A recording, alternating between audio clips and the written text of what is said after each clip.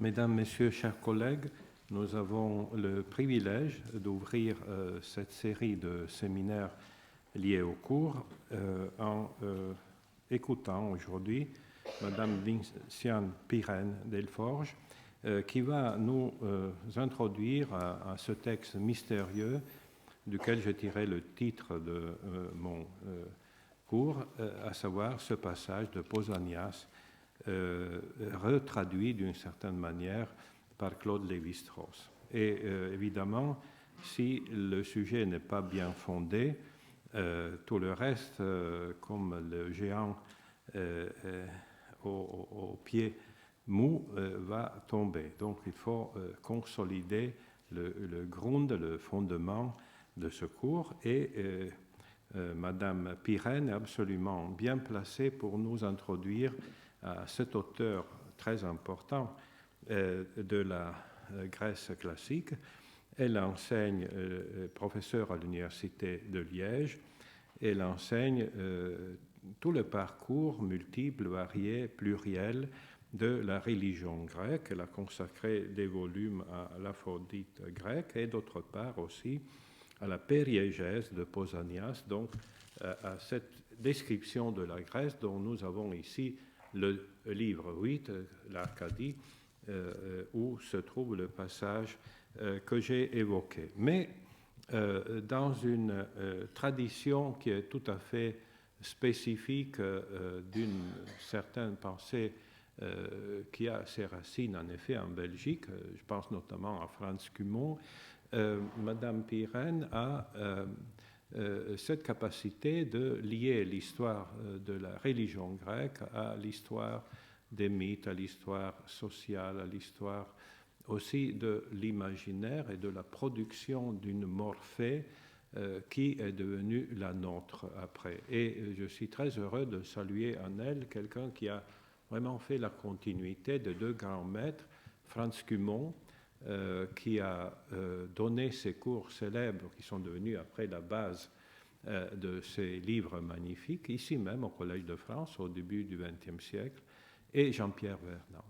Et là, je évoque vraiment deux maîtres essentiels, d'abord pour notre conscience européenne, la conscience de la continuité de la pensée grecque. J'ai mal au cœur quand je vois comment aujourd'hui on traite la Grèce.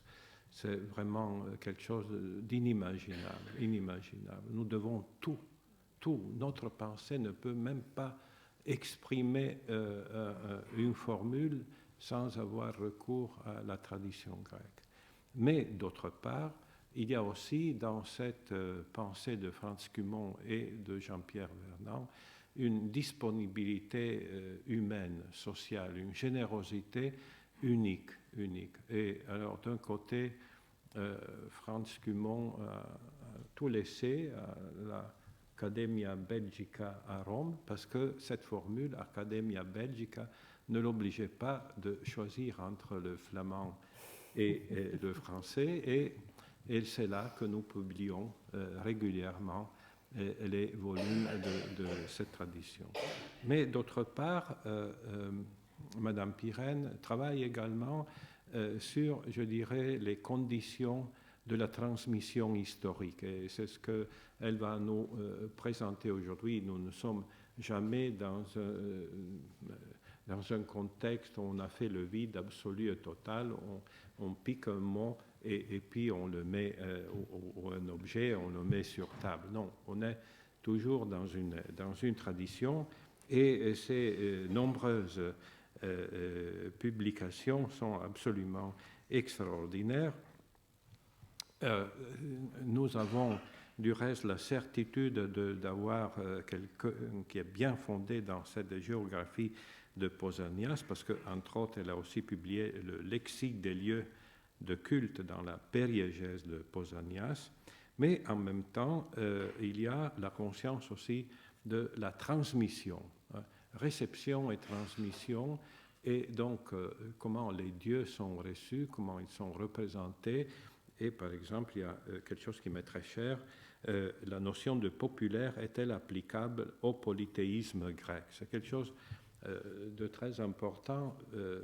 Un jour, je suis j'ai visité le musée de Reggio Calabria, vraiment au profond sud d'Italie, parce qu'il y avait les deux statues célèbres. Et dès qu'on passe au-delà, dans le fond, il y a tout un recueil de pinacailles, ex voto grec, hein, c'est-à-dire des tablettes en argile consacrées aux dieux. Et je me suis rendu compte que le culte peut être vraiment un culte héroïque avec tout ce foisonnement de grands mythes, mais aussi très populaire.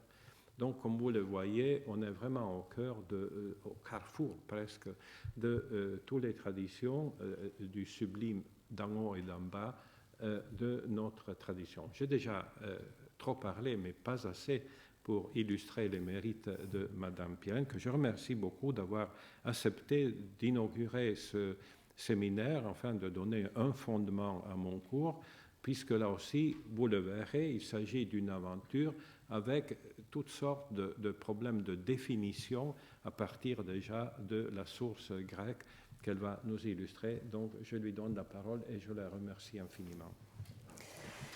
Bien, merci à vous, Monsieur Ossola. C'est toujours très difficile de prendre la parole après une présentation où l'on vous place dans la lignée de Franz Cumont et de Jean-Pierre Vernant. Mais bon, il faut assumer. Et en tout cas, je vous remercie beaucoup pour cette invitation, ainsi que mon collègue et ami John Scheid, qui a servi d'intermédiaire entre nous au départ. Alors, comme M. Ossola vient de le rappeler, si j'ai été conviée à prendre la parole devant vous aujourd'hui, c'est en raison de ma fréquentation assidue de l'œuvre de Pausanias, un voyageur du IIe siècle de notre ère, donc c'est quelqu'un qui voyage sous l'Empire romain, et dont le compte-rendu des déplacements en Grèce nous a été conservé à travers les siècles. Et il faut souligner assez vigoureusement qu'il s'agit d'un de ces petits miracles dont la transmission manuscrite a parfois le secret. Figurez-vous qu'au XVIe siècle, dans l'Italie des humanistes, il ne restait plus qu'un seul manuscrit de Pausanias. Comme l'avait dit un de mes collègues, un incendie dans la maison de l'humaniste qui conservait précieusement ce manuscrit et Pausanias nous aurait été perdu. Il faut parfois être conscient du caractère aléatoire de ce qui nous a été conservé. Alors l'intérêt que j'ai développé pour cet auteur s'attache à la longue durée de mon parcours de recherche sur la religion grecque antique, et cet intérêt a croisé une interrogation de Carlo Ossola sur Pausanias par l'intermédiaire donc, de l'anthropologie structurale de Lévi-Strauss. Et en effet, dans un des chapitres fondateurs de cet ouvrage qui s'intitule « La structure des mythes », Lévi-Strauss propose sa célèbre interprétation du mythe d'Édipe. On se souviendra qu'il a remarquablement mis en évidence, parce qu'il a été le premier à le faire, ce qui est extraordinaire quand on pense que les hellénistes n'avaient pas perçu quelque chose que Lévi-Strauss, lui, va percevoir et qui, en dépit des remises en cause de son interprétation, est resté le noyau dur de l'interprétation du mythe. Et donc il met en évidence une caractéristique transversale de la famille du héros grec, ceux qu'on appelle les Labdacides, à savoir une démarche hésitante qu'atteste le nom de Labdakos lui-même, le boiteux, mais aussi les noms de Laios, le gaucher, et d'Édipe, celui qui a le pied enflé. Une fois ce constat établi, donc sur la claudication inhérente à cette famille, Lévi-Strauss, bien entendu, va se retourner vers les mythes amérindiens pour associer cette difficulté à marcher droit à l'autochtonie, c'est-à-dire le fait d'être né de la terre. Dès lors, Lévi-Strauss conclut son analyse, et donc je vais vous présenter tous les textes sur lesquels je vais me fonder vous seront projetés. Il conclut son analyse, et je le cite en le lisant avec vous. Que signifierait donc le mythe d'Édipe ainsi interprété à l'américaine, puisqu'il y a ce rapprochement entre les deux traditions? Il exprimerait l'impossibilité où se trouve une société qui professe de croire à l'autochtonie de l'homme, de passer de cette théorie à la reconnaissance du fait que chacun de nous est réellement né de l'union d'un homme et d'une femme. La difficulté est insurmontable. Mais le mythe d'Édipe offre une sorte d'instrument logique qui permet de jeter un pont entre le problème initial, naît-on d'un seul ou bien de deux, et le problème dérivé qu'on peut approximativement formuler, le même n'est-il du même ou de l'autre. Par ce moyen, une corrélation se dégage, la surévaluation de la parenté de sang et à la sous-évaluation de celle-ci, comme l'effort pour échapper à l'autochtonie est à l'impossibilité d'y arriver, d'y réussir, pardon. Alors, où est Pausanias dans ce passage, me direz-vous? Je l'ai mis provisoirement de côté, en suspens, dans la mesure où Lévi-Strauss en a fait une parenthèse dans son propos, parenthèse que je restitue à présent, c'est ce qui est indiqué en gras, et je la lis avec vous. Ainsi, Pausanias 8, 24.4, le végétal est le modèle de l'homme. Le détour est bref, comme vous le voyez, mais nous allons nous y arrêter un peu longuement, car si l'interprétation du mythe d'Édipe et le rapport à l'autochtonie qui voyait Lévi-Strauss ont été abondamment glosés depuis les années 60, je n'ai guère trouvé de commentaires sur cette incise en forme de référence au livre 8 de Pausanias. Avant toute chose, il me faut toutefois préciser un point. Lévi-Strauss avait bien anticipé les critiques que son analyse d'Édipe risquait de susciter dans la communauté des hellénistes. Et je ne résiste pas au plaisir de le citer une fois encore dans son style absolument somptueux. Le mythe d'Édipe, écrivait-il, offre l'avantage d'être connu de tous, ce qui dispense de le raconter. Sans doute cet exemple se prête mal à une démonstration. Le mythe d'Édipe nous est parvenu dans des rédactions fragmentaires et tardives, qui sont toutes des transpositions littéraires, plus inspirées par un souci esthétique ou moral que par la tradition religieuse ou l'usage rituel, si tant est que de telles préoccupations aient jamais existé à son sujet. Mais il ne s'agit pas pour nous d'interpréter le mythe d'Édipe d'une façon vraisemblable, et ça c'est quand même assez extraordinaire comme affirmation, et moins encore d'en offrir une explication acceptable pour le spécialiste. Vous voyez, là, il se met en quelque sorte à l'abri.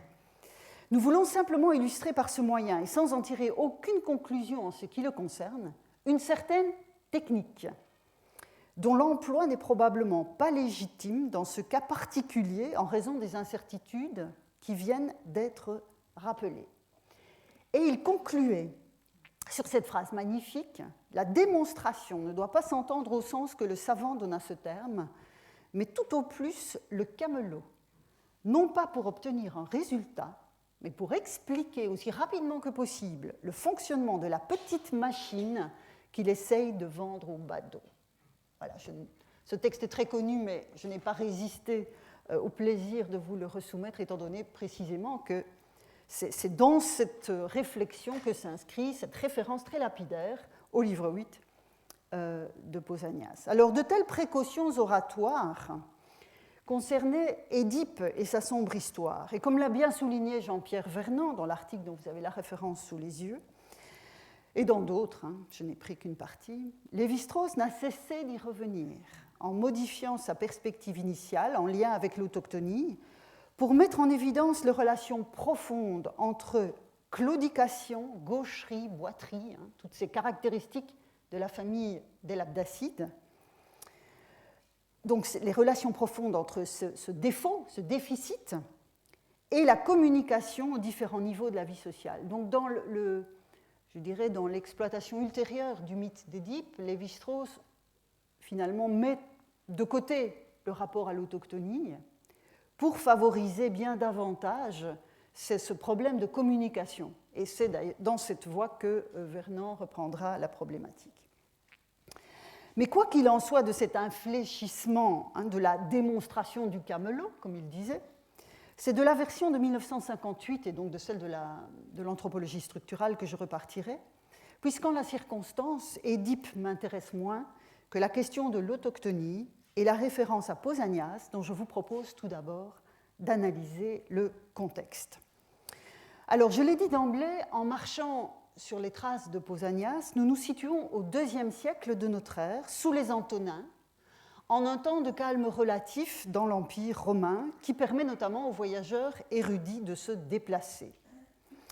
Originaire d'Asie mineure, et plus précisément de la région de Magnésie du Sipil, presque au sud de la Turquie actuelle, Pausanias a notamment visité une bonne partie de la Grèce continentale, et les 10 livres qui nous ont été conservés sont le compte-rendu de ces visites, assortis de nombreuses informations dont la source est livresque. Donc il ne s'agit pas uniquement d'une observation sur le terrain. Il y a aussi tout un travail en bibliothèque, dirions-nous aujourd'hui, qui nourrit ce travail de Pausanias. Donc il s'agit d'un vaste ensemble qui n'est pas véritablement un guide au sens moderne du terme, mais un support particulièrement précieux pour quiconque s'occupe du polythéisme grec, puisque dans ce vaste compte-rendu, ce sont surtout des monuments, des espaces, des récits, des célébrations de nature religieuse qui ont retenu l'attention du voyageur. Vous comprenez tout de suite pourquoi, en m'occupant de polythéisme grec, évidemment, cette fréquentation continue avec ce texte. L'un des principes d'exposition dominants dans son œuvre est le lien étroit qu'il établit entre les éléments concrets de sa visite et des développements narratifs que ces éléments suscitent. La périégèse, donc c'est le nom que l'on a donné à cette œuvre, mais que Pausanias ne lui a pas donné lui-même. Ce sont les citations de Pausanias dès l'Antiquité et puis ce fameux manuscrit qui reprennent le terme de périégèse. Donc cette périégèse est la composition savante d'innombrables vignettes, plus ou moins longues selon les cas, qui donnent au paysage religieux contemporain, donc contemporain de Pausanias, celui de la période romaine, qui donnent donc à ce paysage la profondeur du temps et la richesse de la grécité.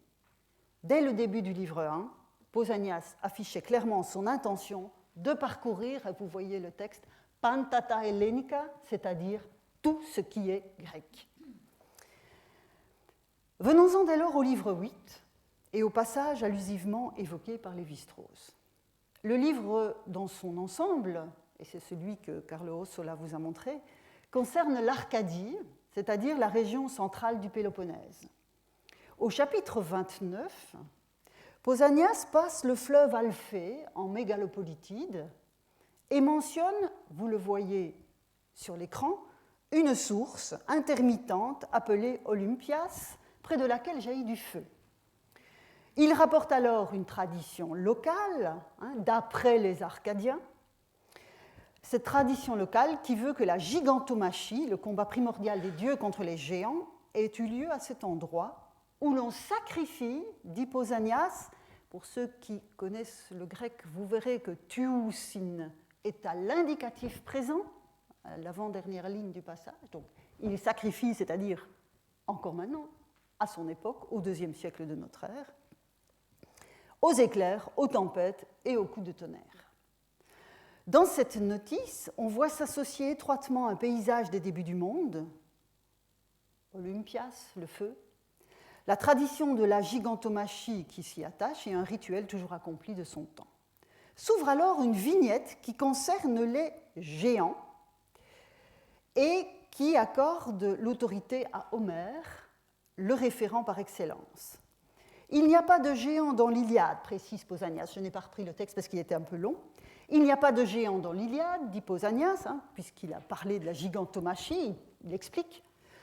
Mais dans l'Odyssée, dit-il, les naphyres d'Ulysse sont attaqués par des lestrigeons qui sont précisément semblables à des géants. Vous voyez, il va chercher dans la tradition érudite ce qui peut nourrir sa réflexion sur la thématique qu'a ouverte la visite des lieux. Et donc, en s'appuyant sur l'une ou l'autre citation de l'épopée, Pausanias va souligner la mortalité de ces êtres hors normes, et enchaîne aussitôt sur l'une des critiques rationalisantes qui ponctuent son œuvre.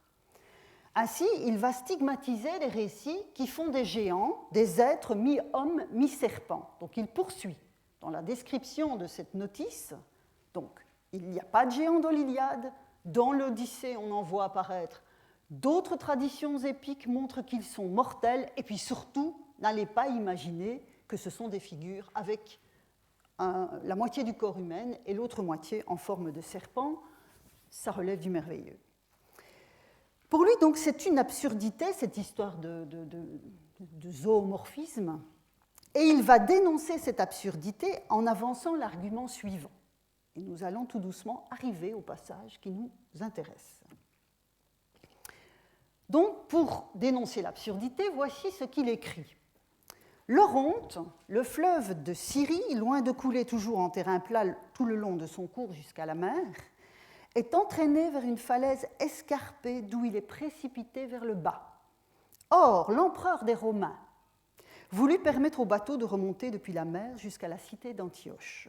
Il fit donc creuser laborieusement et à grands frais un canal approprié à la remontée et l'on y dériva le fleuve. Quand l'ancien lit fut asséché, on y trouva un sarcophage en terre cuite de plus de 11 coudées, c'est-à-dire environ 5 mètres. Et le mort, s'il avait une taille correspondante au sarcophage, était de forme humaine d'un bout à l'autre de son corps.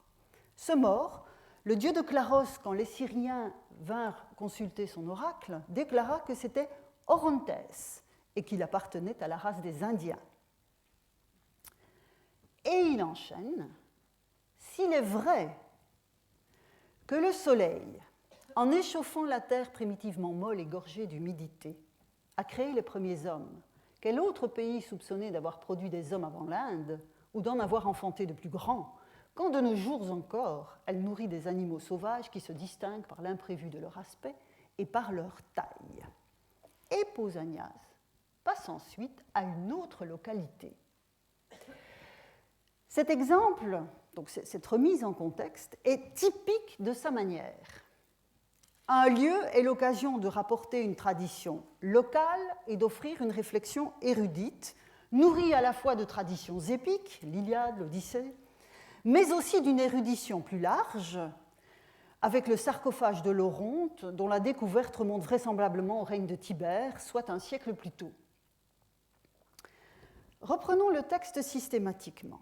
Le nom de la source, tout d'abord. Elle s'appelle Olympias, ce qui fait écho à l'Olympe, au siège des dieux.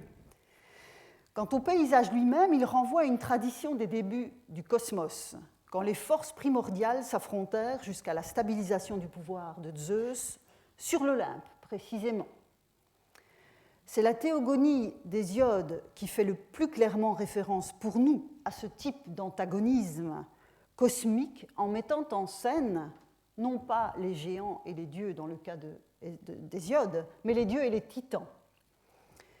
Quant aux géants, Hésiode en parle aussi, j'aurai l'occasion d'y revenir plus avant. Il les évoque comme des guerriers puissants, nés des gouttes du sang de la castration d'Ouranos, le ciel, tombé sur Gaïa, la terre. La tradition théogonique en fait donc bien des êtres nés de la terre, les géants sont nés de la terre, en même temps que les Érinies et les nymphes méliennes, qui sont des déesses arbustives. Je vous remontrerai le texte tout à l'heure. Le récit arcadien rapporté par Pausanias trouve donc son arrière-plan sur des représentations cosmogoniques et théogoniques du type de celles que chante la théogonie. En revanche, la conception des géants, propre à l'auteur lui-même, présente d'intéressants décalages. En effet, c'est la taille des hommes du temps jadis que recouvre pour lui une telle appellation de géant. Le registre de référence n'est pas divin, mais humain. D'où la nécessité de souligner que les géants de la tradition homérique sont bien des mortels et que leur intégrité physique n'est pas en cause. Pas de fantaisie avec des serpents à la place des jambes. Donc, il y a un glissement dans cette notice sur les géants. Pausanias va faire glisser la tradition sur les géants d'un référent divin à un référent humain. Mais affirmer que les hommes du passé jusqu'aux figures héroïques de l'épopée étaient plus grands que les humains d'aujourd'hui ne dit encore rien de leur naissance, de leur origine. Et cette anthropologie fruste n'est pas encore une anthropogonie. Pour faire le lien de l'un à l'autre, il faut en passer par l'identité du squelette de l'Oronte, révélé par l'Apollon de Claros. Il s'agit d'Orontes, aurait déclaré le dieu en son oracle, et c'est un Indien. Sur ce fondement, Pausanias se livre à la spéculation qui nous intéresse et que je vais retraduire littéralement. Tout à l'heure, je vous ai donné la traduction très littéraire et très belle d'ailleurs de Madeleine Jost. Ici, c'est moins joli, mais ça colle davantage au grec, si vous me permettez cette expression, et ça nous permettra de l'analyser de façon plus précise. Donc, on commence par cette conditionnelle. Si le soleil a fait les premiers humains en séchant la terre qui était jadis encore molle et saturée d'humidité, quelle autre contrée supposée avoir produit les humains, que ce soit avant l'Inde ou que c'en soit de plus grand, alors qu'elle nourrit de nos jours encore des animaux sauvages qui se distinguent tant par le caractère surprenant de leur aspect que par leur taille. Et ceci est donc globalement une question.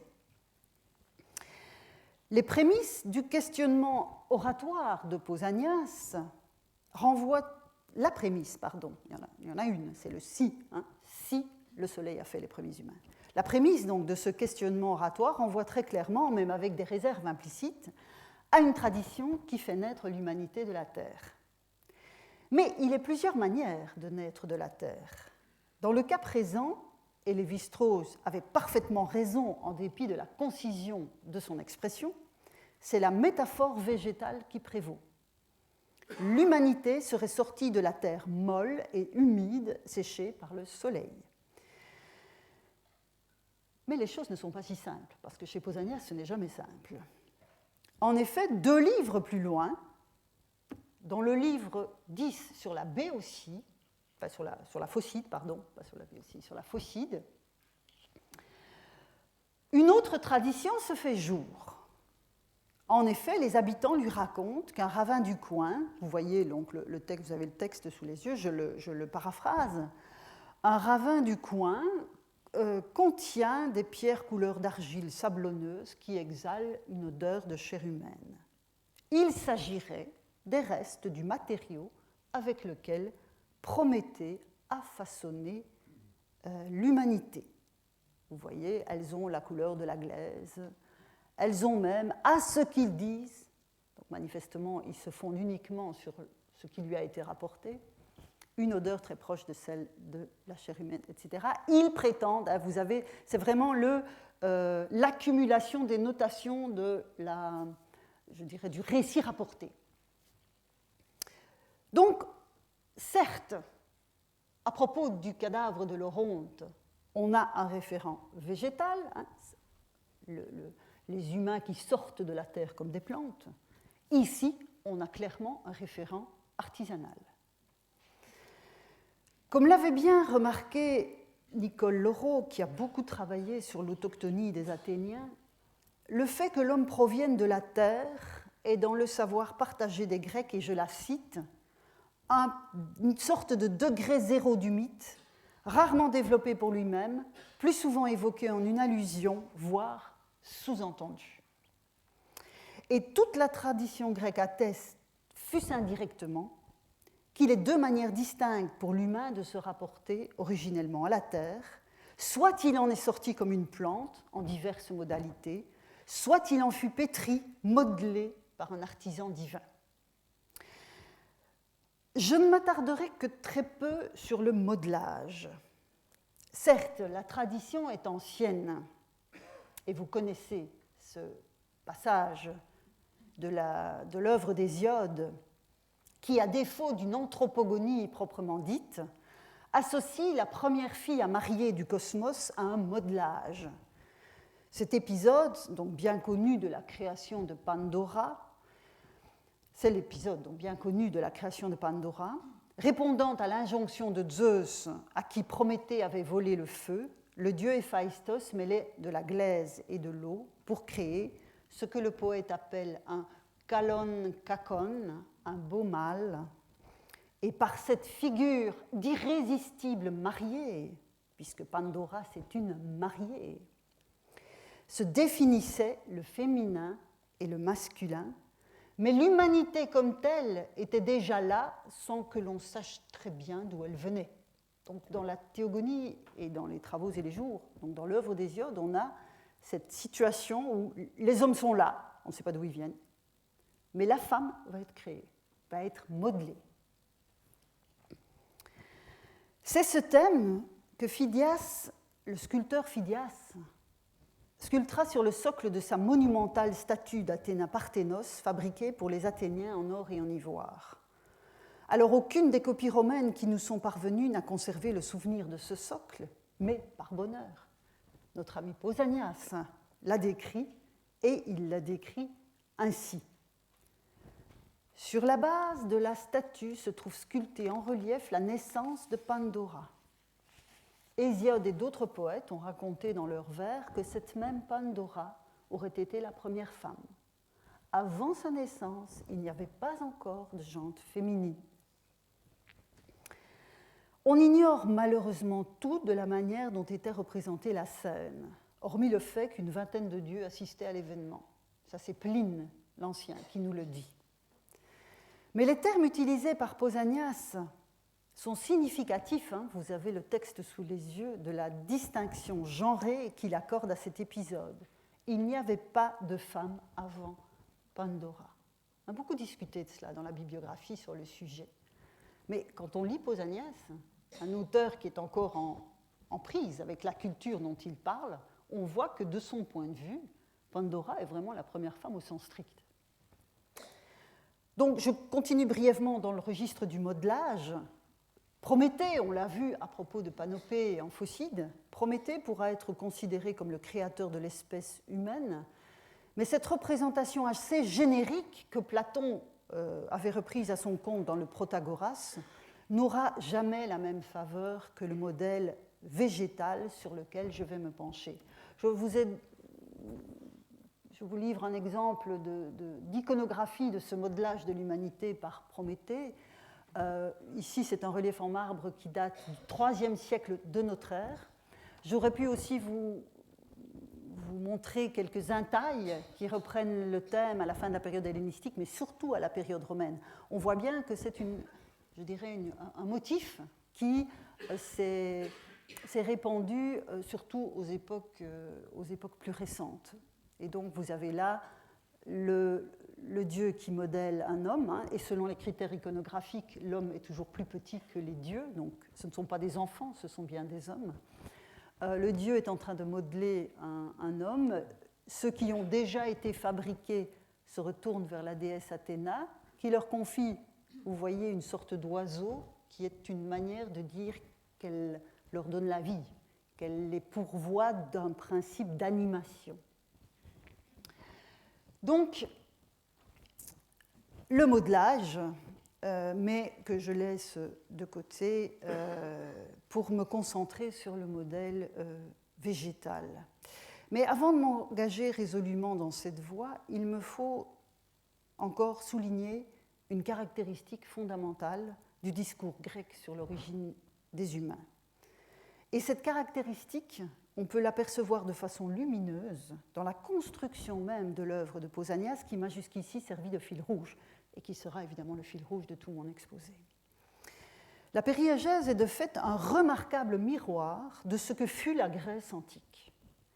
Un chatoiement de diversité en tension permanente avec l'unité que confère une langue partagée et la conscience d'être des Hellénos, des Grecs. Or, dans cette diversité chatoyante, l'origine d'une communauté spécifique en son fondateur ou ses fondateurs est bien davantage valorisée qu'une genèse de l'humanité dans son ensemble. Ce qui compte avant tout, c'est l'identité que confère un prestigieux ancêtre, que ce soit un fleuve local, un héros né d'une nymphe topique, ou plus rarement un ou des êtres nés de la terre. Et de cet éparpillement de traditions, Pausanias est un témoin d'autant plus précieux qu'il raconte ce qu'il entend ou ce qu'il voit, même s'il n'y croit pas. On a bien vu cette réserve dans cette histoire de terre asséchée par le soleil. C'est clair qu'il y a toute une série de traditions que Pausanias se fait un devoir de rapporter, mais auxquelles il ne croit pas. Et il le dit. Il le dit. Dès le livre 6, là on se trouve toujours dans le Péloponnèse, mais en Élide, et on est même plus précisément à Olympie, et à propos d'une tradition locale, il dit « Il m'est donc nécessaire de dire ce que disent les Grecs, d'une part, mais de l'autre, je ne suis pas forcée d'ajouter foi à tout. Et c'est un écho presque parfait, vous allez le voir, de ce que Hérodote lui-même, 6 siècles plus tôt, affirmait dans ses histoires. Pour moi, je dois dire ce qui se dit, mais je ne suis pas tenu d'y ajouter foi entièrement, que ce que je dis là soit dit pour tout mon récit. Donc, on voit bien là le lien qu'il y a avec Hérodote. Et si je fais ce détour par Hérodote, c'est parce que cette histoire d'animaux particulièrement grands, si je reviens sur le... Oups. Bon, pardon, ça c'est le problème des PowerPoint. Quand on fait une mauvaise manipulation, on doit tout revoir. Donc, vous voyez que un des critères pour cette hypothèse de travail que Pausanias avance, qui associe l'émergence des premiers humains à l'Inde, c'est précisément le caractère particulièrement grand et particulièrement impressionnant des animaux qui s'y trouvent. Or, chez Hérodote, on a ce genre de mention sur l'Inde. Il dit que les fourmis, par exemple, étaient en Inde plus petites qu'un chien, mais plus grandes qu'un renard, ce qui est pour une fourmi, vous en conviendrez, relativement impressionnant. Et Hérodote ajoute aussi que les quadrupèdes et les volatiles étaient beaucoup plus grands que partout ailleurs. Donc, dans le passage du livre 8 qui nous intéresse, Pausanias rapporte à la fois une tradition anthropogonique allusive, mais aussi une référence érudite au grand devancier et modèle qu'est Hérodote. Revenons-en dès lors à cette idée condensée chez Lévi-Strauss, selon laquelle en Grèce, le végétal est le modèle de l'homme. L'épopée, aussi bien que la poésie lyrique ou tragique, font résonner de telles affinités entre le corps humain et les végétaux, mais aussi et peut-être surtout une référence partagée au cycle d'une vie éphémère qui rythme leurs existences respectives. Bien plus que pour le règne animal, la temporalité du règne végétal est telle que la sympathie avec les étapes de la vie humaine est profonde. Cette proximité tient autant à l'exaltation de leur croissance et de leur maturation respectives qu'à la brièveté du temps qui les maintient à la lumière du jour. Le domaine sémantique et littéraire atteste largement cette continuité, comme l'ont montré maints philologues, c'est-à-dire que le jeune enfant est une jeune pousse, la vie humaine est comme les feuilles de l'arbre qui finissent par s'envoler. Bon, j'aurais pu vous aligner des dizaines de références de ce type-là, et je retiens de cette vaste bibliographie qui parle du sujet, surtout un très bel article de Daniel Aubrio qui s'appelle « L'homme végétal », métamorphose, symbole, métaphore, paru donc dans les mélanges offerts à André Motte, avec qui j'ai fait ma thèse de doctorat à Liège, et je ne résiste pas évidemment au plaisir de faire également référence au très beau livre d'André Motte sur prairies et jardins de la Grèce antique, on est toujours dans le végétal, parce que si je ne partage pas tous les points de vue qui sont énoncés dans ce livre sur les questions religieuses, c'est un grand livre, très inspirant. Mais si le végétal peut être intéressant pour penser l'homme, n'oublions pas qu'en pays grec, l'homme prête volontiers sa propre image aux dieux et que les dieux sont consubstantiels au cosmos qu'ils n'ont pas créé. C'est donc au croisement de ces trois éléments, le végétal, l'humain, le divin, que je me placerai à présent, avec toujours un œil sur Pausanias, puisque c'est la constante de mon exploration. En effet, c'est le fonctionnement du polythéisme grec, plus que la littérature comme telle, qui est mon cadre d'exploration, et donc c'est pour cela que je me place à la croisée de ces trois options, le végétal, l'humain et le divin. Or, à adopter ce triple point de vue, la prégnance des affinités que l'on vient d'évoquer est parfaitement et particulièrement perceptible. On passe de ce qui pourrait apparaître comme une simple métaphore, un jeune enfant est comme une branche qui émerge qui pousse d'un arbre, ou une tige qui émerge du sol.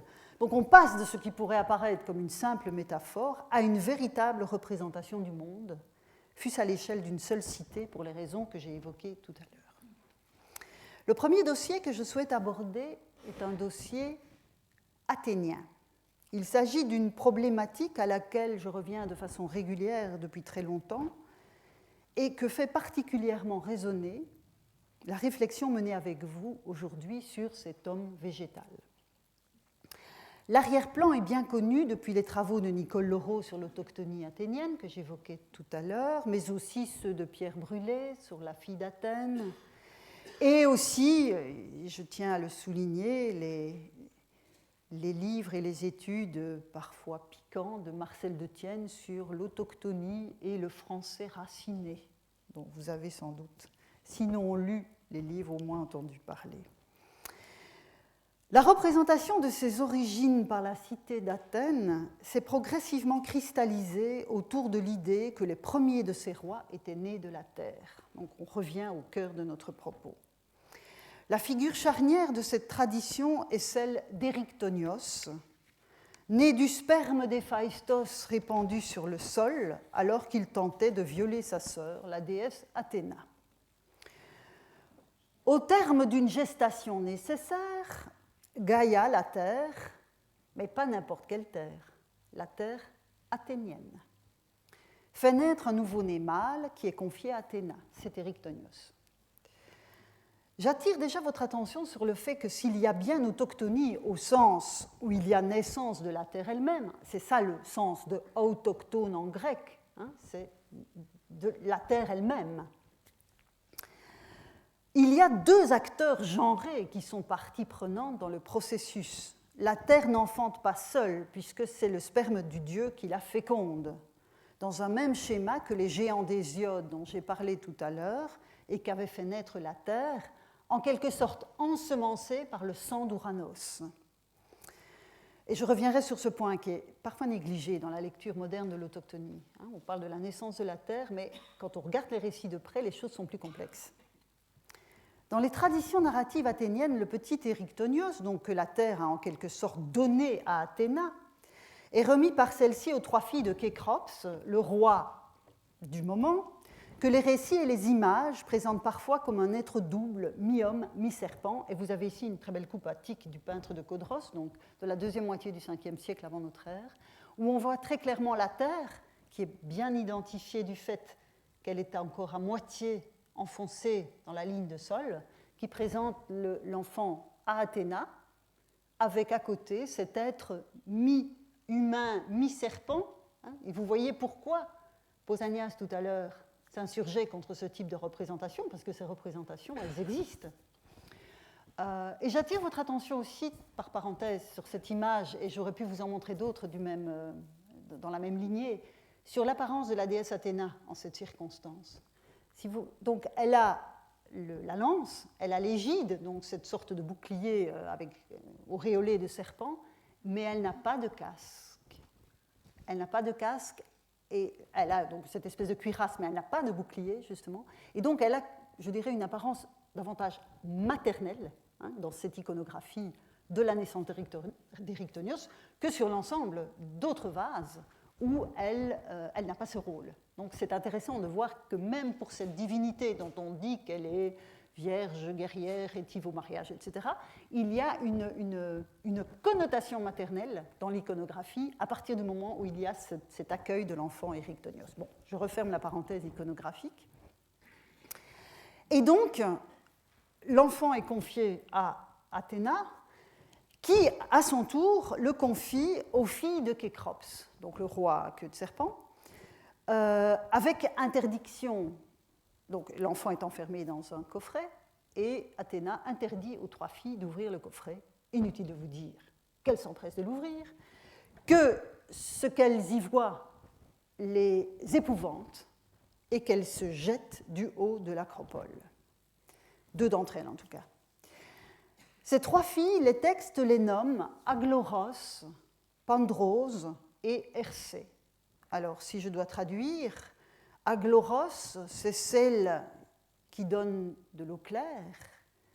Pandrosos, c'est la toute couverte de rosée. Et Ersé, c'est la rosée elle-même. Je vais y venir. Les deux premières sœurs sont des éléments stables de la tradition athénienne, ainsi que l'attestent les cultes qui leur sont rendus. Au flanc de l'acropole pour la première, Agloros, et sur le plateau même du rocher d'Athéna pour Pandrose. La troisième, Ersé, est plus évanescente, à l'image de son nom, donc transparent, qui au singulier signifie la rosée, je l'ai dit, et au pluriel, les gouttes de pluie. Mais quand on réunit quelques occurrences de ce trio de sœurs dans la pratique rituelle des Athéniens, jusqu'à présent je parlais de ces trois sœurs dans la tradition littéraire, quand on regarde le culte, on voit que le nom d'Ersé n'apparaît jamais. À sa place, quand Aglore et Pandrose sont associés à une troisième figure, le nom qui surgit est celui de Kourotrophos. Kourotrophos, la nourricière de jeunes gens. En effet, si le nom d'Ersé, la rosée divinisée, est transparent, celui de Kourotrophos ne l'est pas moins. Elle est donc l'entité qui fait croître les jeunes gens.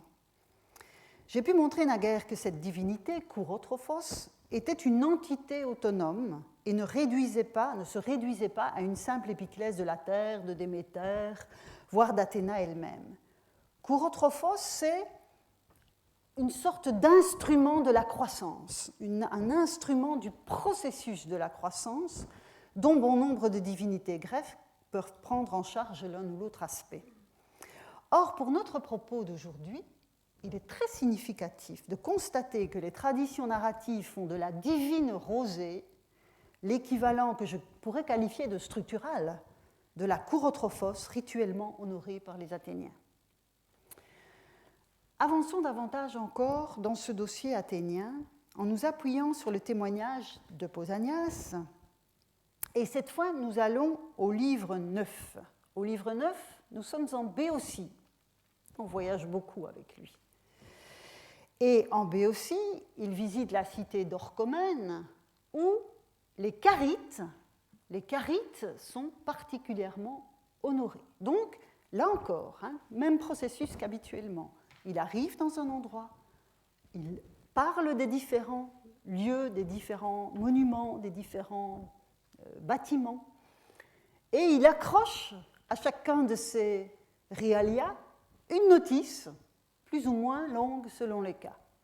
Et ici, dans le cas du sanctuaire des Carites, des trois Carites fondés par un très ancien roi d'Orchomène qui s'appelle Éthéocle, il va ouvrir une sorte de vignette érudite sur ces déesses. Et donc, c'est un peu tout ce que vous avez toujours voulu savoir sur les Carites. Et il y a dans cette notice, que je ne vous livre pas dans sa totalité parce qu'elle est trop longue, un passage sur les Carites athéniennes. Et voici ce que Pausanias en dit. Vous voyez qu'on est au livre 9, chapitre 35, paragraphe 8. Les Athéniens, eux aussi, parce qu'il a parlé d'autres cultes, honorent de longue date les Carites, Auxo et Hégémonée, car le nom de Carpo n'est pas celui d'une Carite, mais d'une Hora. À la seconde Hora, les Athéniens accordent des honneurs en compagnie de Pandrose, en appelant la déesse Tallo. L'ayant appris d'Éthéocle d'Orchomène, on a aujourd'hui coutume de prier trois Carites. Et il passe à autre chose. Alors, élucidons quelque peu cette notice. Les Carites et les Horai font partie de ces groupes féminins pluriels auxquels les communautés grecques rendaient un hommage à titre collectif. C'est la même chose pour les nymphes, par exemple. Mais les opérations de dénomination des membres singuliers de ces groupes collectifs féminins sont aussi anciennes que la théogonie d'Hésiode, qui va identifier nommément des Carites, des Horai, etc. Les muses. Bon. La notice érudite de Pausanias montre que des traditions concurrentes se sont fait jour tout au long des siècles.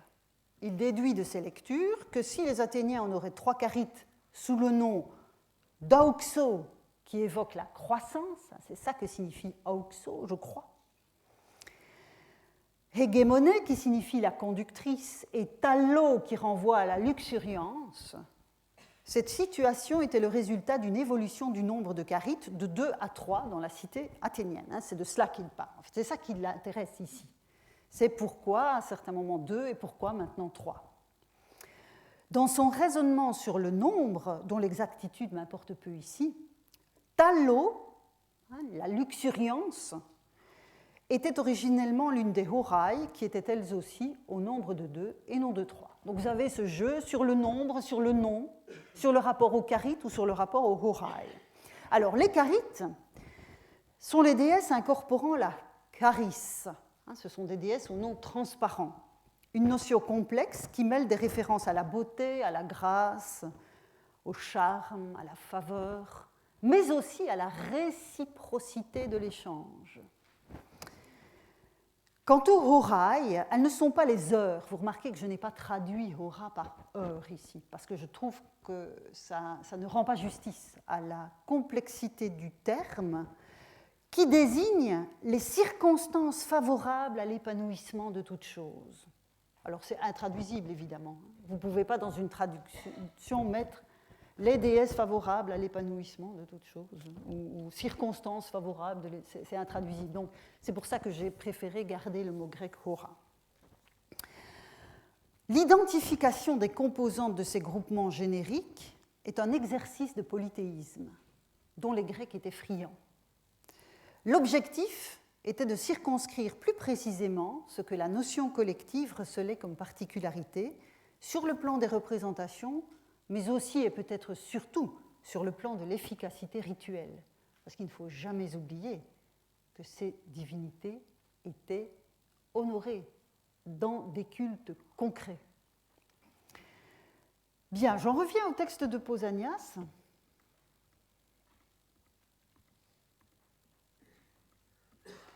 Que j'ai perdu. Voilà, non, qui est là. Donc je reviens au texte de Pausanias, qui était toujours là.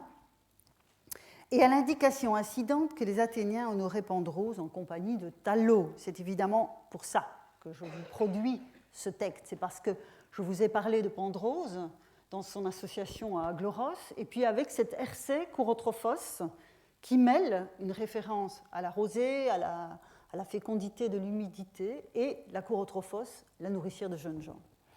Et donc ici, on voit que le tableau se complexifie, puisque Pandrose est associé à Tallo. Cette indication est un apax. On ignore absolument tout de ce rituel. Mais si l'on met en série la notation de Pausanias et l'arrière-plan des rituels où intervient Pandrose par ailleurs, on voit poindre un réseau sémantique où s'inscrivent tant Kourotrophos que Tallo, la trophie des jeunes gens et la luxuriance de la végétation. L'imaginaire athénien de l'autochtonie, bien plus complexe que les notations ici rassemblées, est donc un excellent réactif pour tester l'affirmation de Lévi-Strauss tirée de Pausanias. Même en se limitant au rôle des Kécropides dans cette affaire, les 3 filles de Kécrops, on entreaperçoit non seulement la faculté du règne végétal à transcrire ce que la croissance des êtres humains peut receler de stupéfiant, mais aussi la solidarité profonde entre le processus de maturation des humains et la pousse des végétaux, volontiers associés au réseau de compétences des mêmes divinités ou des mêmes héros et héroïnes. Donc il n'y a pas seulement la dimension métaphorique, on est dans une représentation du monde où les dieux ont leur part. Et il est clair que j'aurais pu multiplier les cas athéniens où cette sympathie se manifeste en évoquant par exemple les thesmophories, c'est une fête de Déméter et de Corée qui concerne autant les semailles que la naissance d'une belle progéniture. On a de nouveau le mélange des deux dimensions de la vie, de la collectivité. Et tout le dossier est complexe des cultes de Déméter et de sa fille. Mais comme vous l'aurez remarqué, j'ai choisi de suivre Pausanias et c'est pour ça que je me suis arrêtée à cette attestation. Le deuxième dossier va nous ramener à Thèbes, là où nous avions laissé Édipe, et où nous retrouvons Pausanias qui rapporte les origines de la cité. Alors je vous ai fait un petit tableau parce que c'est assez imbriqué, dirons-nous. Donc le premier roi, selon Pausanias, fut un autochtone donc un nez de la Terre, mais on ne sait pas comment, Ogugos, qui donne son nom à la région, d'abord, dans un premier temps. Les ecténoi, oh, une erreur, c'est autochtone sans virgule, les ecténoi sur lesquels il règne disparaissent à la suite d'une pestilence. Viennent ensuite deux groupes, les Yantes et les Aones, dont Pausanias affirme qu'ils sont du génos béotien et qu'ils ne viennent pas de l'extérieur. Ils ne sont pas qualifiés d'autochtones au sens strict, mais ils furent, si vous me passez l'expression, toujours déjà là. C'est alors, dans la chronologie relative des origines de Thèbes, qu'arrive le phénicien Cadmos, qui s'oppose aux groupes locaux des Yantes et des Aonoi. Les premiers s'enfuient et les seconds le supplient. Ils sont adjoints au groupe des Phéniciens qui va fonder la cité. Pausanias précise que certains des habitants de villages de son temps descendaient encore des Aonoi. Vous voyez cette volonté d'inscrire les traditions de son époque dans la profondeur du temps. Ah, là, on est aux origines de la cité, mais vous savez, il y a toujours des membres, des descendants de cette population primitive qui sont présents dans la cité. Alors, après cette bataille entre ceux déjà là et ceux du dehors, Cadmos fonde la cité appelée Cadmée, c'est-à-dire l'acropole de Thèbes, qui porte ce nom du temps du visiteur. Il épouse Harmonie, la fille d'Arès et d'Aphrodite. Puis arrive une parenthèse dans le propos de Pausanias. Nous lisons ensemble. Au temps de Cadmos, les Spartoi étaient les plus puissants. Après Cadmos lui-même, à savoir Chtonios, Hyperénor, Pélor et Oudaios. Alors, si je traduis, parce que ces noms sont transparents, on a le terreux, on a l'arrogant, on a le prodigieux et on a le poussiéreux. Quant à Échion, le nom est beaucoup moins transparent, donc je ne me risquerai pas à une traduction, dont la valeur était supérieure, dit Pausanias, Cadmos en fit son gendre. Ce qui relève de ces hommes, c'est des hommes donc. Car j'ai été incapable de trouver quelque chose de nouveau à leur propos, je me conforme au mythe, il utilise le terme mythos, je me conforme au mythe selon lequel ils furent nommés les semés, c'est ça que signifie Spartoi, en raison de la manière dont ils sont nés, et ils passent aux événements marquants du règne de Cadmos. Alors, l'épisode auquel Pausanias fait simplement allusion est connu depuis la fin du VIe siècle au moins. Et par parenthèse, on voit bien ici sa méthode de travail. Face à une tradition locale, il va essayer de trouver d'autres éléments qui permettent d'interpréter autrement ce que lui considère comme étant du fabuleux. Et là, il le dit, j'ai été incapable de trouver quelque chose de nouveau à leur propos. Donc, je m'en tiens à la tradition. Donc, mais il ne la rapporte pas. Elle est connue de tous, donc il n'a pas besoin de la rapporter. Donc, mais on la connaît par ailleurs. Et l'oracle de Delphes avait enjoint Cadmos et ses compagnons de suivre une vache qui devait les mener au lieu où ils pourraient fonder la cité. Et là où l'animal se couchait, Cadmos devait s'arrêter, c'était le lieu de sa fondation. Une fois le périple achevé, voulant sacrifier la vache à Athéna, Cadmos envoie certains de ses compagnons puiser de l'eau à la fontaine d'Arès. Mais le serpent monstrueux qui garde la source, nous sommes dans un motif mythique bien connu, ce serpent monstrueux, dont certains récits font le fils d'Arès, tue la plupart des hommes et Cadmos se venge en mettant l'animal à mort. Puis, sur le conseil d'Athéna ou d'Arès, dans certains cas, il sème les dents de l'animal dans un sillon et des hommes tout armés en sortent. L'épisode est bien connu. Alors, soit ils sont d'emblée 5, soit ils se défient les uns les autres et s'entretuent, hormis les 5 dont Pausanias énumère les noms signifiants que j'ai évoqués il y a un instant. Alors, Pausanias visitera également un autre lieu où Cadmos aurait semé les dents. Et là encore, il ne peut réprimer une sorte d'interjection, d'agacement devant tant de crédulité. Vous voyez, non loin, il montre l'endroit où Cadmos distille autopista, pour celui qui y croit. CQFD, moi je n'y crois pas.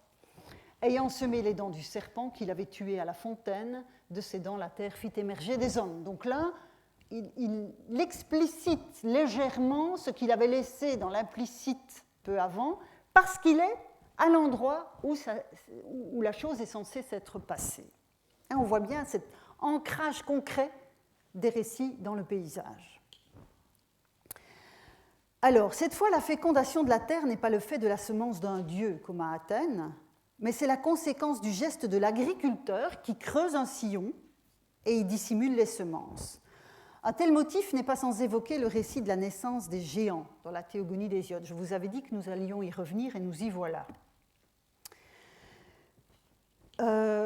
Et si je reviens à la Théogonie d'Hésiode, en l'occurrence en vous parlant de Thèbes, c'est parce qu'Hésiode était béotien, c'est-à-dire que c'était un voisin de Thèbes. Et donc on peut s'interroger sur l'interaction des traditions.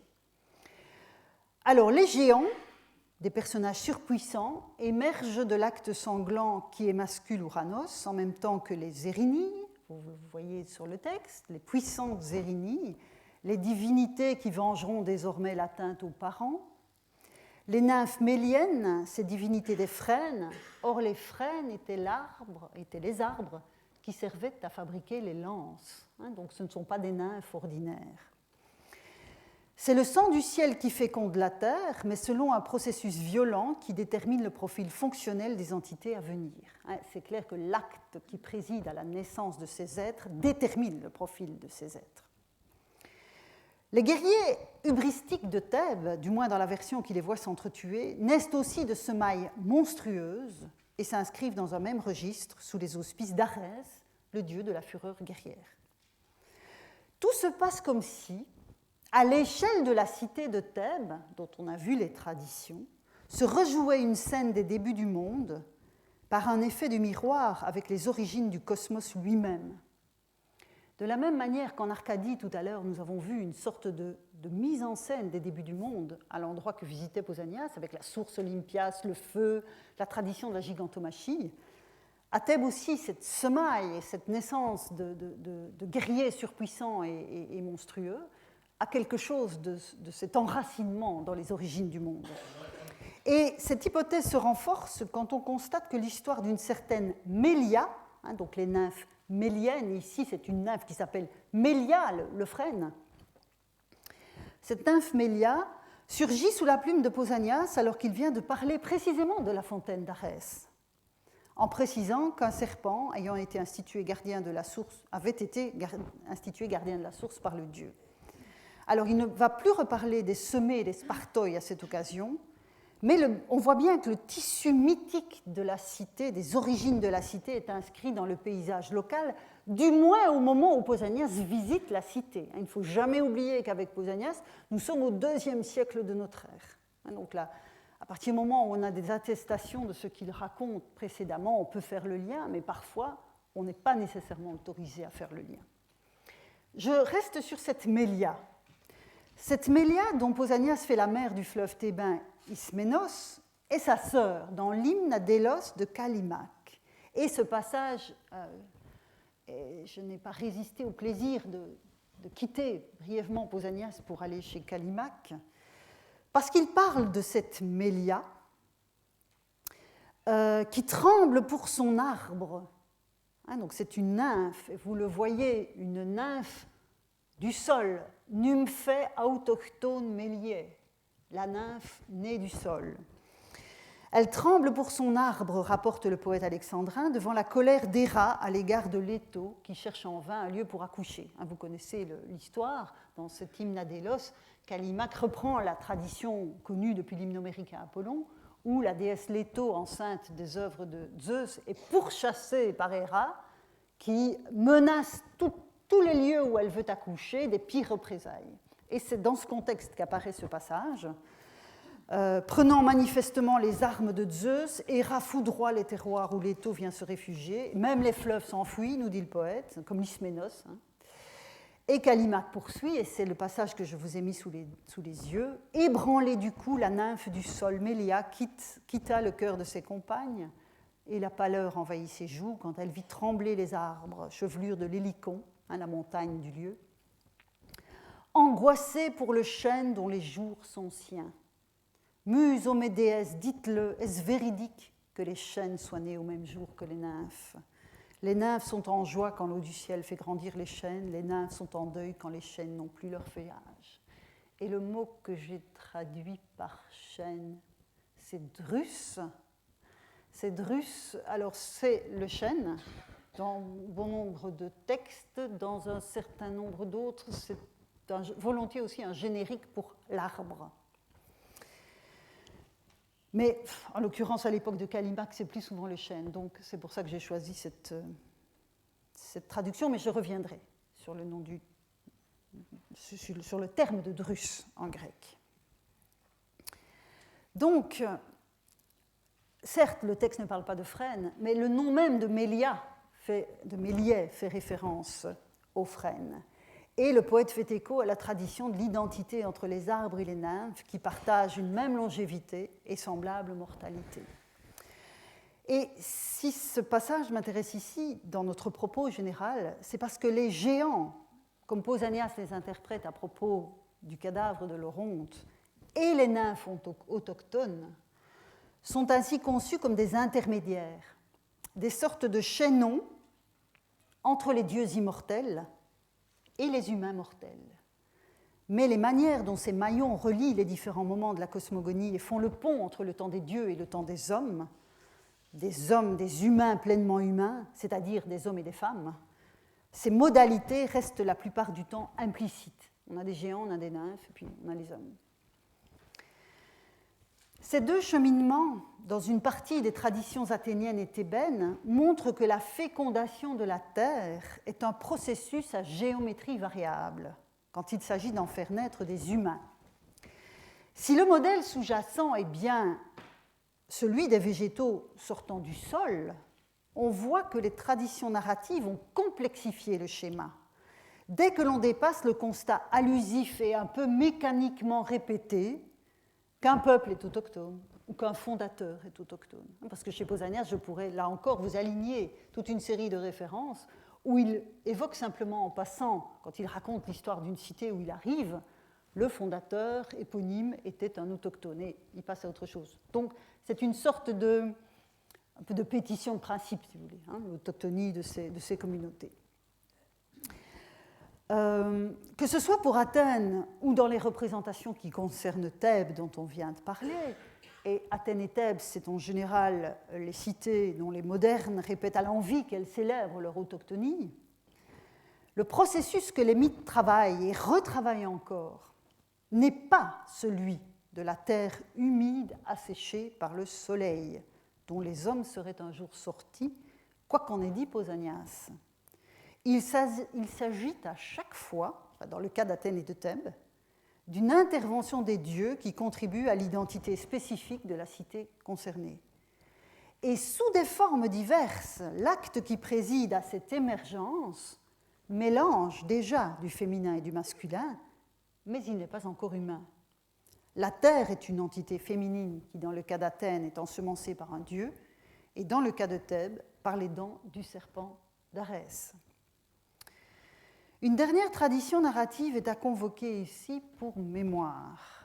Elle remonte au moins à Pindare, ce qui nous amène quand même au tout début du Ve siècle, avant notre ère bien sûr, et associe l'émergence d'une nouvelle humanité au déluge. Le mythe dont la bibliothèque du pseudo-Apollodore, et là ça nous renvoie au 1er siècle de notre ère, donne la version la plus développée, associe cette humanité à l'acte posé par Deucalion et Pyrrha. Et Deucalion et Pyrrha, ce sont les enfants respectifs de Prométhée, d'un côté pour Deucalion, et d'Épiméthée unis à Pandora pour Pyrrha. Le pseudo-Apollodore rapporte que Deucalion demanda à Zeus, et c'est le texte que vous avez sous les yeux, donc Deucalion choisit de faire naître une humanité à lui. Une humanité à lui, et sur l'ordre de Zeus, il se mit à ramasser des pierres et à les lancer par-dessus sa tête. Les pierres jetées par Deucalion devinrent des hommes, et celles qu'avait jetées Pyrrha des femmes. C'est pour cela précisément que les hommes, par par métaphore, sont appelés laoi, et laoi en grec ça veut dire les gens, mot qui vient de laas, un vieux mot, qui signifie la pierre. Et ce jeu de mots, Pindare l'avait déjà fait. C'est pour ça que je me sens autorisée à utiliser le pseudo-Apollodore pour ce mythe, parce que quand on voit dans la 9e olympique de Pindare, bon, je vous passe le contexte qui ne nous intéresse pas ici, mais il évoque à un moment donné l'endroit où Pyrrha et Deucalion descendus du Parnasse, donc c'est le sommet sur lequel leur coffre, leur arche, si vous voulez, s'était arrêté, établirent d'abord leur demeure et à l'écart de leur couche créèrent un peuple. Vous voyez, à l'écart de leur couche, donc c'est évidemment la question des pierres, créèrent un peuple de même origine, une race de pierres, et là on a Lithinon Gonon, et cette race porte ce nom, Laoi d'Onumasten. Donc on a en fait implicitement le même jeu de mots qu'Apollodore, lui, au 1er siècle de notre ère, est obligé d'expliciter, et que Pindare, au 5e siècle avant notre ère, peut ne faire qu'évoquer. On voit que le temps a passé dans la perception de la langue grecque. Bien, alors, dans ce geste posé, celui de semaille très singulière, là encore, parce que les pierres, elles tombent sur la terre, évidemment. C'est l'identité du semeur qui, cette fois, détermine le sexe des humains produits par la terre. Les hommes procèdent du geste de Deucalion et les femmes procèdent de celui de Pyrrha. Le déluge fait partie des récits des origines de la tradition grecque, mais de façon très diffuse, à la manière de tant de narrations que se sont appropriées les communautés singulières. Vous savez, il n'y a aucun récit canonique en Grèce. Il n'y a pas de Genèse, il n'y a pas de déluge systématique. Tout cela est extrêmement éclaté. C'est ce que j'évoquais tout à l'heure avec la construction même de l'œuvre de Pausanias. Et dans le cas des représentations des origines du monde, c'est vraiment très, très évident. Et donc, le déluge avec Deucalion et Pyrrha est attesté de ci, de là. Mais curieusement, même si chez le pseudo-Apollodore, on le voit, Deucalion demande de pouvoir créer une race humaine qui soit sienne, la tradition veut aussi que de son union avec Pyrrha, et non pas comme ici chez Pindare, à l'écart de leur couche, naissent des enfants. Donc il y a deux processus. Le processus de la semaille des pierres et puis l'union de deux êtres sexués, à savoir Deucalion et Pyrrha. Et de leur union naît notamment l'éponyme Hellène. Et Hellène, c'est l'éponyme des Grecs. Donc comme si les Grecs avaient voulu affirmer à un moment donné qu'ils n'étaient pas de cette engeance, de cette génération pierreuse, ils n'étaient pas pétrogènes, si vous me permettez ce néologisme, mais au contraire étaient déjà nés de l'union d'un homme et d'une femme. Des humains nés de la pierre, donc. Cette image renvoie à une expression proverbiale que manient déjà les épopées archaïques, mettant sur le même plan le fait de naître d'un chêne ou d'une roche.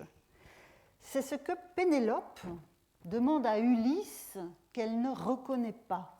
« Dis-moi ta race et d'où tu viens, car tu n'es point sorti d'un chêne fabuleux ou d'une roche. »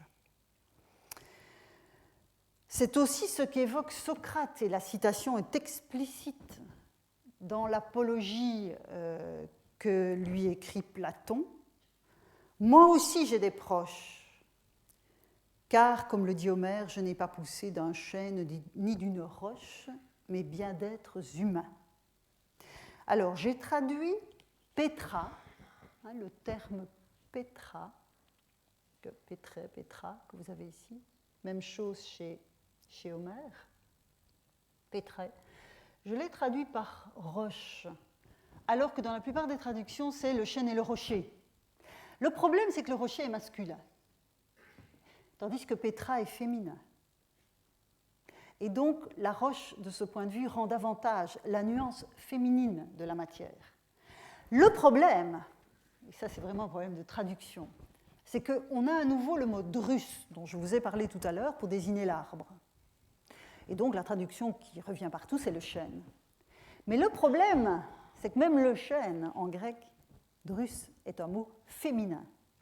Mais en français, l'arbre générique est masculin et aucune espèce arbustive n'est féminine. Toutes sont masculines.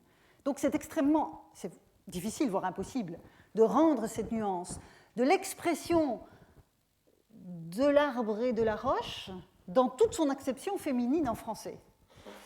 Or, je pense que c'est important que ce soit deux termes féminins qui sont en quelque sorte des référents un peu matriciels de cette origine. De la même manière que gai est féminin et que chtone, l'on traduit en français par le sol, soit féminin aussi. Donc on a vraiment là tout un ensemble de termes qui sont féminins. Et donc, cet arbre et cette roche, qui proverbialement paraissent désigner la naissance fabuleuse des hommes des temps primordiaux, sont des entités féminines, ce qui vient compléter le tableau bariolé des récits sur l'autochtonie. Il n'en reste pas moins que dans la vision d'un monde sans créateur, qui est celle des Grecs, où les dieux font partie intégrante du cosmos lui-même, l'origine du genre humain dans son ensemble reste somme toute une préoccupation assez marginale, qui dès l'épopée faisait partie des discussions vaines. Parce que cette expression du chêne et du rocher, qui s'est en quelque sorte fossilisée sous la forme d'un proverbe, sert aussi, chez Homère comme chez Hésiode, à évoquer les discussions inutiles. Et je vous en ai repris un exemple. Ici, dans la Théogonie d'Hésiode, on est dans le prologue de la Théogonie, et le poète parle de la vocation que les muses lui ont inspirée, et puis il veut changer de sujet. Il veut passer au cœur de son propos, à savoir son récit et le chant des muses. Et il dit, mais à quoi bon tous ces mots autour d'un chêne et d'une roche? J'ai à nouveau mis la roche là, comme je viens de vous l'expliquer. Et donc c'est une expression qui signifie, mais qu'est-ce que je suis en train de perdre comme temps là? Il faut que j'arrive à l'essentiel de mon propos. Et donc, ces discours inutiles, en fonction de cette expression proverbiale, on voit bien que on y trouve l'interrogation sur l'origine des hommes. Bien, je pense qu'il est temps de conclure et je le ferai en 3 temps. J'en appellerai tout d'abord à l'autorité d'Échille, grand tragique athénien du début du Ve siècle. Car si le végétal, on l'a vu, peut être le modèle de l'homme, l'inverse fait également partie des ressources imaginaires que nous ont conservé les poètes et qui fait partie de cet imaginaire religieux aussi, qui était celui des Grecs. Il arrive ainsi que l'humain, projeté dans la sphère divine par les vertus de l'anthropomorphisation, devienne le modèle du végétal. Sur la scène du théâtre de Dionysos au début du Ve siècle avant notre ère, Échille plaçait un discours très révélateur de ce point de vue dans la bouche de la déesse Aphrodite. Je lis avec vous. Le ciel vénérable est saisi du désir de pénétrer le sol. Et le sol, c'est de nouveau chtone, donc c'est féminin. Donc on perd cette notion féminine quand on traduit par le sol, mais vous comprendrez tout de suite pourquoi j'ai traduit ça. Le ciel vénérable est saisi du désir de pénétrer le sol, et le désir de jouir de l'union s'empare de la terre. Et comme la terre, ici, dans le texte, c'est Gaïa, et non chtone, il y a les deux aspects. Il faut bien essayer de rendre cette dualité de termes dans la traduction, mais on perd le féminin de chtone en le faisant. Tombant du ciel qui coule abondamment, la pluie féconde la terre, et la voilà qui enfante pour les mortels la pâture des troupeaux et la vie de Déméter et le fruit des arbres. De cette union humide se crée tout ce qui existe. Et de tout cela, dit Aphrodite, c'est moi qui suis la cause. Chtone et Gaïa sont donc interchangeables dans ce fragment, et c'est l'image de l'union sexuelle qui se projette sur la croissance des végétaux. Et donc on voit bien que le modèle est réversible dans une certaine mesure, même si évidemment c'est la première variation qui est la plus fréquente. Mais voilà, je voulais attirer votre attention sur cette possibilité de retourner le modèle. J'en appellerai ensuite à la création d'un peintre de vase attique, contemporain du même Échille, et je reviens par la même occasion sur ce dont nous avons parlé tout à l'heure à propos de la naissance de Pandora. Le modelage de Pandora chez Hésiode, que Pausanias, parlant du socle de l'Athéna Parthénos, qualifie de Genesis Pandoras, de la même manière que Pline, même si Pline écrit en latin, il va reprendre le terme qu'il trouve dans ses sources grecques et il translittérera le mot Genesis en caractère latin. Donc c'était, je dirais, le titre reconnu de ce socle de l'Athéna Parthénos athénienne, exécuté par Phidias. Or, Genesis, ce n'est pas un terme qui s'applique très bien a priori au modelage. Le modelage, c'est de l'ordre de l'art plastique, et donc on a tout le registre de plasein en grec qui peut servir à ça. Genesis, c'est quelque chose qui est biologique, qui est de l'ordre de la génération. Alors, ce pourrait être un hasard, cette appellation, et que ça soit effectivement un modelage qui était représenté sur le socle de l'Athéna Parthénos. Ce pourrait être un hasard si une représentation de vase athénien, donc c'est le deuxième point de ma conclusion, plus ou moins contemporain, ne montrait une version de la venue au monde de Pandora sous la forme de ce qu'on appelle en grec une anodos, c'est-à-dire une remontée du sol. Alors, le vase que vous avez sous les yeux est un cratère attique attribué au groupe de polygnotes, donc qui date du milieu du 5e siècle environ. La datation des vases n'est pas toujours facile, alentour de 450. Et le grand avantage, c'est que les figures, même si ça ne se voit pas sur ma dia, sont nommées. C'est un vase où vous avez des inscriptions, ce qui est toujours évidemment très confortable pour l'interprète moderne. Et donc, sur la gauche du vase, vous avez une représentation de Zeus. Ensuite, vous voyez Hermès qui se retourne vers Zeus et s'en va vers la droite. Vous avez une figure masculine barbue tenant en main un maillet, et puis une figure féminine qui émerge du sol, les mains ouvertes, avec sur la tête la couronne et le voile de la mariée. Ça, c'est le code iconographique de la mariée. Au-dessus de la tête de la mariée est écrit Pandora. Au-dessus de la tête de l'homme au maillet, là où on s'attendrait à trouver Héphaïstos, si on n'avait pas de nom, on aurait interprété cette figure comme Héphaïstos, on trouve Épiméthée. Épiméthée, c'est-à-dire le frère de Prométhée, qui dans la tradition hésiodique était censé avoir reçu Pandora, alors qu'il aurait dû la refuser. Ce vase est vraiment, bon, il est unique. Enfin, on a peu de représentations de la naissance de Pandora dans la céramique attique, mais celui-ci est particulièrement surprenant parce qu'on est assuré par les inscriptions d'avoir affaire à Pandora et qu'elle sort du sol. Elle n'est pas modelée dans le cas qui nous occupe ici. Elle n'est pas modelée.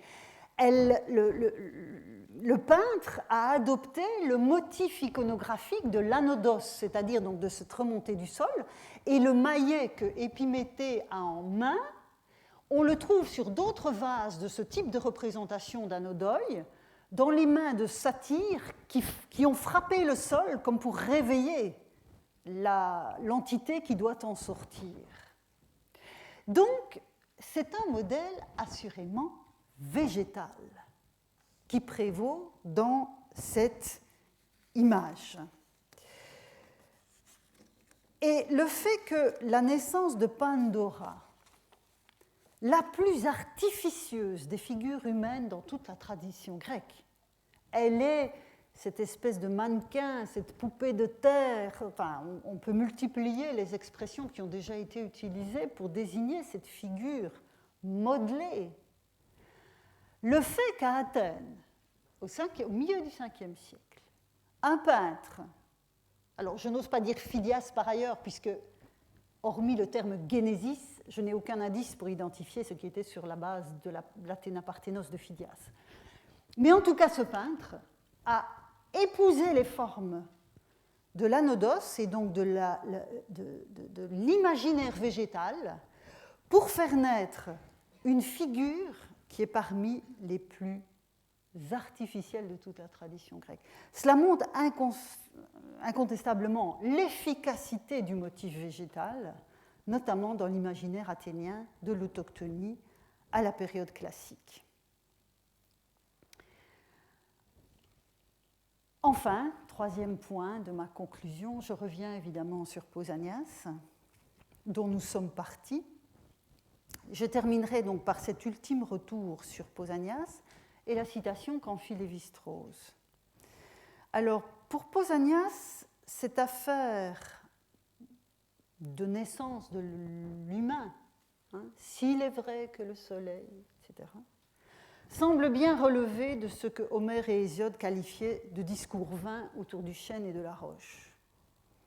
D'où cette sorte de distance critique, c'est ce détachement par rapport à l'objet du discours. Mais si lui n'y adhère manifestement pas, le jeu rhétorique et érudit auquel il s'astreint, auquel il s'adonne, montre que le motif entrait dans une certaine représentation de l'humanité originelle. Mais il le rationalise, vous remarquez, il n'y a pas de fécondation, il n'y a pas d'intervention divine. Donc on voit bien qu'il y a une rationalisation bien typique de ce siècle. De là à affirmer avec Lévi-Strauss que la Grèce était, je le recite une dernière fois, une société qui professait de croire à l'autochtonie de l'homme, il y a un écart que Pausanias lui-même, en sa réserve, ne permet pas de combler. Une société grecque ne professe rien et ne croit pas au sens que nous donnons à ce terme. Et donc, je pense qu'il faut vraiment nuancer cette affirmation, mais tout en étant très admiratif finalement. En tout cas, je suis très admirative quand je vois cette citation isolée de Lévi-Strauss au milieu de ce fantastique exposé sur la structure des mythes, cette notation de Pausanias, qui est la seule de son œuvre si les sondages que j'ai pu opérer sont exacts, et qui montre une largeur de vue et une largeur de référence de lecture absolument époustouflante. Je suis à votre disposition pour les questions que vous voudriez poser. Je vous remercie de votre attention.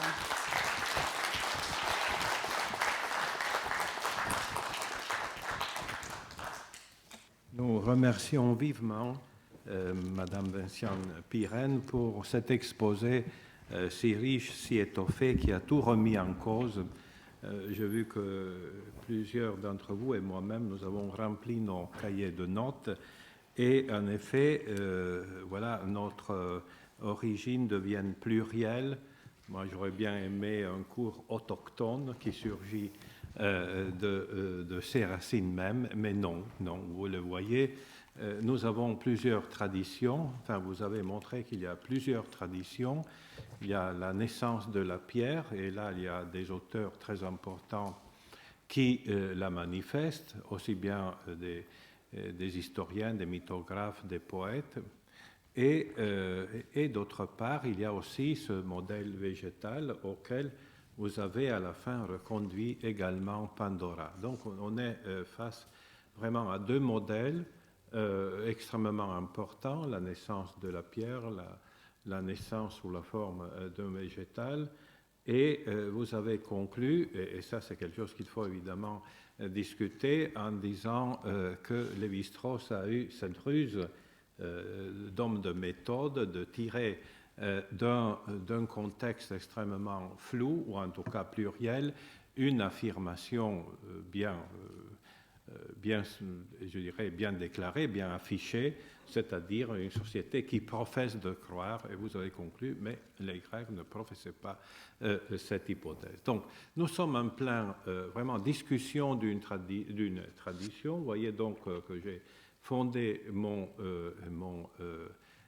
cours in verba magistri, c'est-à-dire en m'appuyant sur Lévi-Strauss, mais justement, le passage qu'il cite de Pausanias est tout à fait légitime dans ce contexte-là, mais dès qu'on l'applique à l'ensemble de la tradition grecque, cela devient pluriel. Et encore une fois, comme vous le voyez, nous sommes toujours face à ce problème que dès qu'on sort une source, eh bien 10 autres sources sont là pour vous dire il faut prendre notre chemin. Donc, je tiens beaucoup à vous remercier. Peut-être qu'on pourrait en effet commencer un peu à creuser dans ce que vous avez offert, si riche. J'étais très frappé et très content en même temps de voir comment les sources poétiques sont aussi essentielles que les sources d'historiens, les sources philosophiques. Il y a aussi l'apologie de Socrate, de Platon, donc c'est vraiment tout le savoir de l'ancienne Grèce qui est convoqué.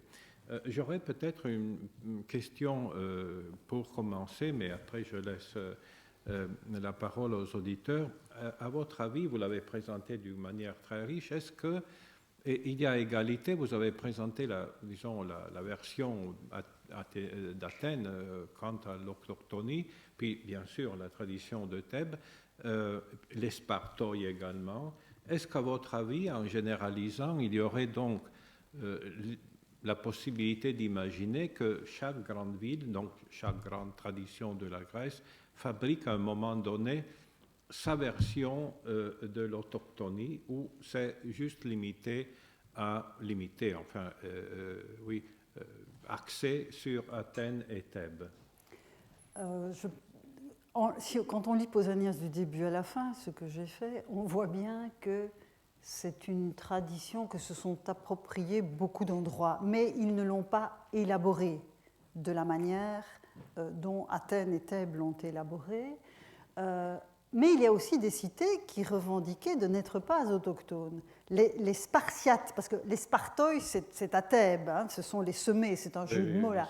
Mais les Spartiates, les Lacédémoniens, eux revendiquaient haut et clair, et c'était évidemment une manière de s'opposer à Athènes au 5e siècle, revendiquaient haut et clair d'être venus d'ailleurs, sans s'interroger sur l'origine de l'humanité comme telle.